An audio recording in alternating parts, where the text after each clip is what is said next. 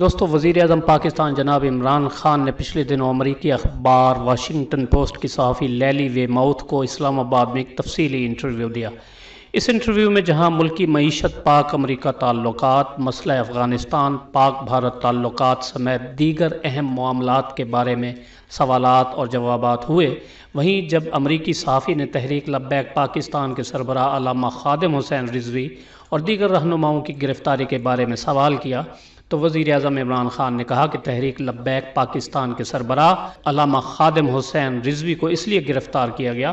क्योंकि इन लोगों ने सुप्रीम कोर्ट के जजेस को वाजिबुल कत्ल करार दे दिया है। तफसील में जाने से पहले आपसे छोटी सी गुजारिश कि अगर आपने हमारा ये चैनल अभी तक सब्सक्राइब नहीं किया तो जल्दी से इसे सब्सक्राइब कर लें और वीडियो अच्छी लगे तो लाइक का बटन ज़रूर प्रेस कर दें। दोस्तों, अमरीकी सहाफ़ी ने जब सवाल किया कि हाल ही में आपकी हुकूमत ने तहरीक लब्बैक पाकिस्तान के सरबराह अल्लामा ख़ादिम हुसैन रिज़वी को गिरफ़्तार किया है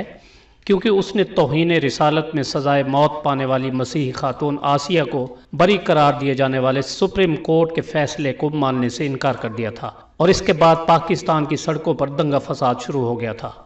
आपने उनकी गिरफ्तारी का हुक्म क्यों दिया और आप उनकी गिरफ्तारी को क्यों अहम समझते हैं? इस सवाल के जवाब में इमरान खान ने कहा कि सीधी सी बात है, मैंने टीवी पर कौम से खिताब किया और हर किसी को ख़बरदार किया कि हम आसिया मसीह के बारे में सुप्रीम कोर्ट के फैसले पर सुप्रीम कोर्ट के साथ खड़े हैं, क्योंकि अगर आप सुप्रीम कोर्ट का फैसला तस्लीम नहीं करते तो रियासत का तसव्वुर बाकी नहीं रहता। इमरान खान ने कहा कि हंगामों के दौरान तहरीक लब्बैक पाकिस्तान के रहनुमाओं ने